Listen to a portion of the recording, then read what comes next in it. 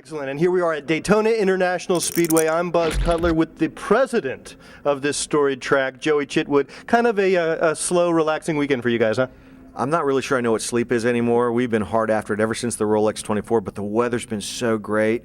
I mean, things are shaping up for a really great 500. I couldn't be more happy, but on Monday the 21st, I'm going to get some sleep. There you go. 12 to 16 hours, I'm assuming. Now, I've talked to lots of track executives, and they all seem to have a background in racing or in driving, and you have a driving background as well, but not a competitive one. You were part of your family's stunt show. Would you barnstorm around the country and do sort of a driving stunt show? Is that the deal? Yeah, my grandfather actually started the Joie Chitwood Thrill Show, an automobile stunt show back in 1943. We ran that show from 43 to 98, so in 55 years, we would travel the country from June to October, performing at state fairs, county fairs, speedways. I did it for 20 years. I know how to drive a car on two wheels, and I know how to wreck cars on purpose, all those kinds of crazy things. So I think that has prepared me for the management side of the business. Let's just say that I like this side behind a desk versus wrecking a car on the other side. I think things are a little safer right now. Is that why you switched to just for out of a sense of self-preservation? Well, I spent 20 years on the road, and we would leave Tampa, Florida, and I had a truck driver's license. I drove one of the car carriers, so I was getting my hands dirty. But after 20 years of doing that, you realize maybe there's something more. And I was a younger person, 24, 25 years old, and I think there was that natural urge to maybe prove myself, do something on my own versus actually work for the family. And who knew that I was going to end up being the president of Indianapolis and then the president of Daytona on my own path. So I'm pretty happy that I kind of went the way I did. I look fondly back at what my grandfather created, though. A 55-year-old family business is pretty special, but I'm pretty happy with where I went and where I am now. Yeah, I was going to ask you about that because not only are you the president of Daytona, you were the president of Indianapolis Motor Speedway. Do you ever just take a step back and say, man, I have run two of the most storied motorsports venues in the entire world? If you would have told me when I was 18 years old, a high school senior, that at the age 42, Joey, you would have been president of Indianapolis, president of Daytona, and had built Chicagoland Speedway in the meantime, I would say, you should buy a lottery ticket. There might be better odds for that. So I count myself very lucky. I like to work really hard. I think I understand the sport. I've been around it a long time, and so the fact that I've had a chance to kind of have the keys to the castle at two great properties, it's really exciting. But, you can't really sit back and think like that. We've got to keep focused on what are we going to do better, how are we going to improve, whether it's spending $20 million on a repaving project here at Daytona. What's next? Our fans are always asking us what's next. So at some point, maybe I sleep when I retire. I'll think about how great it's been. But when you're in the moment, you just got to keep pushing forward. Well, we'll look forward to reading the memoir. I wanted to talk to you. You mentioned the fans and some of the upgrades you've undertaken here. You haven't even been on the job a year at Daytona. It's been pretty tumultuous so far.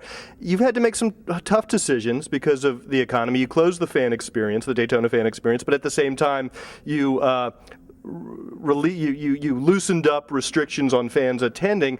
It seems like a hard balance to, the economic viability, fan experience. How do you tread that line?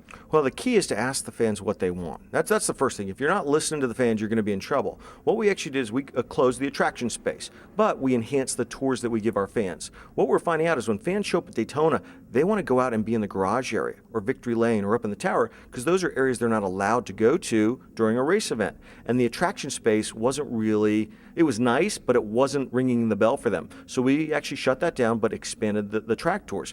Fans always want to be able to bring in food and drink, and we had really tight cooler restrictions. We've relaxed that. Now you can bring in a cooler that in essence is a 24 can to 36 can cooler size. Now think about this. We have a $55 ticket for the Daytona 500. You can bring in a cooler full of food and drink, and we have free parking. You can't go to a Super Bowl for that. You can't go to a World Series game. We get it. We need to break down barriers to make sure fans can attend live sporting events because in this day and age, it's really easy to sit home and watch it on the big screen, but we got to make sure we're offering things that are compelling to get fans to get out of that couch, come on down to Daytona, and enjoy a great race. And you've lugged coolers into Daytona as a fan before? I have. My dad has owned tickets to the Daytona 500 for over 26 years. I used to come here when I was a younger person. In fact, it gets even better than that. The day I was born, 42 years ago, my dad was actually racing a car around Daytona. He wasn't at the hospital with my mom in Tampa. So the fact that I'm the president, knowing that I came here as a fan, that the day I was born, my dad was driving a car around here, it's pretty cool. That's a pretty neat story. I think those things give me good experience as I lead the charge and figure out what's next for us. If we're going to call ourselves the World Center of Racing, There's a lot of competition out there for that title. I think we're up for the challenge, but we can't sit back and think it's going to happen on its own. Now, obviously, the story of Speed Weeks thus far has been the two-car draft, the different style of racing that we've seen. I'm wondering, when you guys were planning and implementing the repave, how much time you spent talking about how this might affect the racing and how many variables you had at your disposal to be able to affect that. You know, we really didn't have that conversation because, unfortunately, the repave had to happen. We really had no choice in the matter. You know, we had 50-year-old asphalt under the 79 repave that really crumbled away, so there was no way to fix it, so we had to have it happen. Now, we did a tire test, we did an open test in January, so tried to work with NASCAR as much as we could to prepare for this, but, you know, these crew chiefs are pretty darn smart. You know, you give them a couple weeks, they come back when they find their speed, they do the things they do, so NASCAR has to chase them a little bit. What's interesting to me is that it's different. Now, there are fans who may like it, may not like it, but I'm hearing the same thing. I've got to tune in on Sunday to find out if that's how they're going to race the 500 miles, because we've not seen it yet with 43 cars on the track and when it really means something. I think the drivers race the 500 a little different than the duel. The 500, you got to win. You want to be a legend, you want to be the man, you win the 500. The duel, there's not that same energy behind a victory. They're testing out the car, trying to figure it out. So I'm intrigued as to what Sunday will be with two-car drafting, the big pack, and it's the 500. So that could make it for a really compelling show. But all the fans, we got to watch. I don't know. There's unanswered questions. Well, to answer those questions, you have to watch it on Sunday. Absolutely, and the drivers will be finding the answers out at the same time the fans will be finding out. I think a lot of them don't know quite what to expect either. Joie Chitwood, president of Daytona International Speedway, thanks for taking the time out on Speed Weeks weekend. Don't call him on Monday, he'll be sleeping. Rowdy.com. Say it like it is. Say what like it is? Rowdy.com.